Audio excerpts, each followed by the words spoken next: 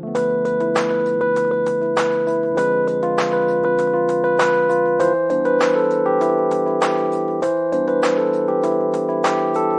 10, Beyoncé. Eh oui, même Queen Bee peut avoir des problèmes.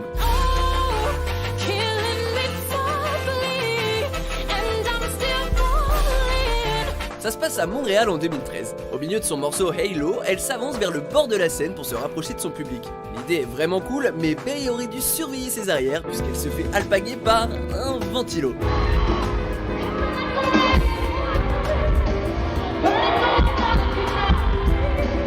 Plutôt que de s'excuser et d'interrompre le show, Beyoncé continue de chanter pendant que son staff fait tout pour la libérer.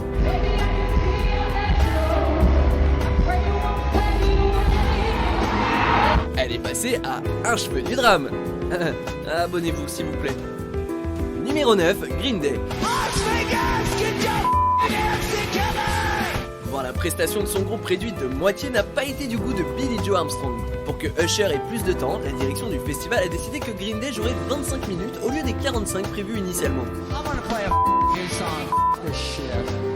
Lorsque Billie Joe voit sur son écran qu'il ne lui reste que 60 secondes, il se lance dans un speech à base de Il y en a 21 au total pour ceux que ça intéresse, avant de conclure en éclatant sa pauvre guitare sous les applaudissements.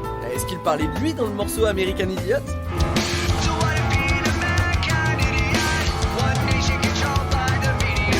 Numéro 8, Nicki Minaj.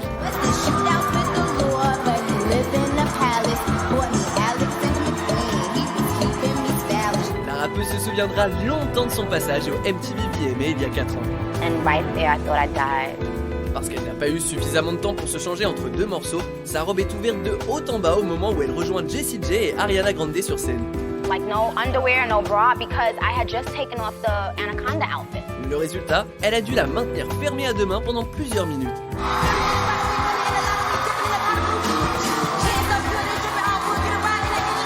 Et on sait que dans ces moments-là, le temps a tendance à passer très lentement. Heureusement qu'elle avait un micro serre-tête. Numéro 7, Enrique Iglesias. Vous vous souvenez de cette fois à la cantine où vous vous êtes mis du ketchup sur votre t-shirt blanc immaculé ? Et depuis cet incident, vous vous êtes juré de ne porter du blanc qu'en cas d'obligation.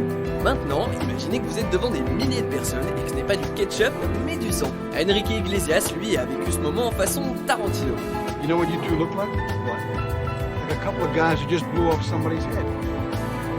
Bon, c'est vrai qu'il l'a un peu cherché en attrapant un drone à main nue aussi. À défaut de ne pas porter de blanc, il aura retenu une autre leçon, les hélices, ça coupe.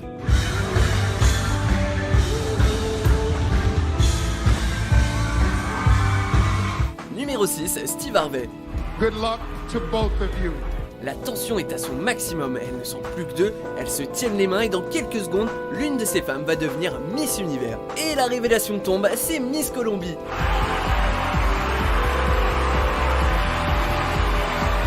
Elle pleure, on lui apporte l'écharpe, la couronne, les fleurs. La scène dure 2 longues minutes avant que l'animateur Steve Harvey ne vienne annoncer son erreur. Miss Universe 2015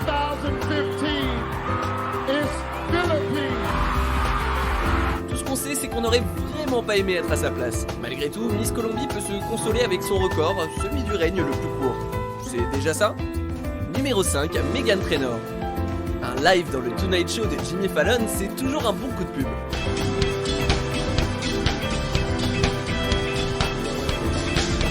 Dans le cas de Meghan Trainor, difficile de dire s'il est bon, mais en tout cas, sa performance est devenue virale, à cause d'une chute.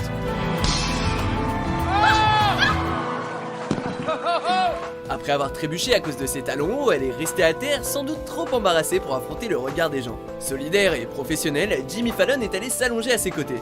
Almost every single dance move. Grabbing the mic is the toughest. On n'est pas bien là. Numéro 4, Mariah Carey. Ce fail-là, vous le connaissez probablement, mais ne serait-ce que pour le plaisir, ça vaut le coup de le revoir. She couldn't hear the music. Un bref rappel des faits avant de savourer le moment. Un concert de Mariah Carey à New York le 31 décembre 2016, une oreillette qui ne fonctionne pas bien et un playback hasardeux. Just don't get any better. Le tout donne un résultat forcément assez décevant mais surtout très drôle. La diva l'a aussi pris avec humour en déclarant sur Twitter que ce genre de choses pouvait arriver et qu'elle serait ravie qu'on parle autant d'elle en 2017. Just walk me down. Numéro 3, PNL. Okay. Très populaire dans le rap depuis quelques années, le vocodeur est bien pratique pour camoufler d'éventuels problèmes de justesse dans la voix. Parmi les grands amateurs de cette technologie merveilleuse, on compte notamment Booba, Jul ou encore Ademo et Nos, les deux frères que l'on connaît mieux sous le nom de PNL.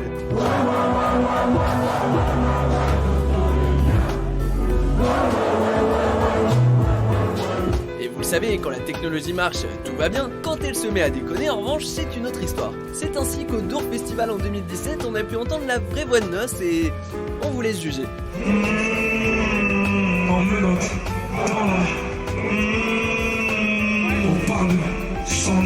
Numéro 2, Drake et Rihanna.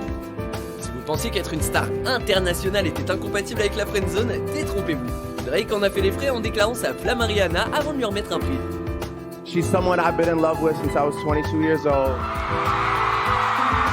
Une révélation qui n'a pas été du tout du goût de la chanteuse puisqu'elle a esquivé son baiser.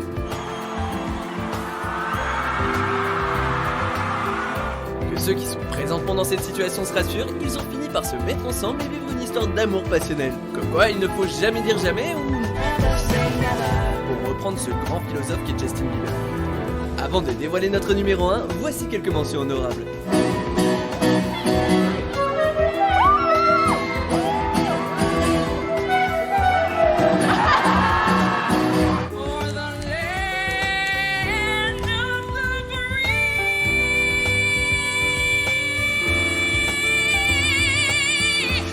Numéro 1, Aubrey Plaza et Will Ferrell. Même le roi de la comédie potache à l'américaine aurait eu du mal à imaginer cette scène dans un scénario.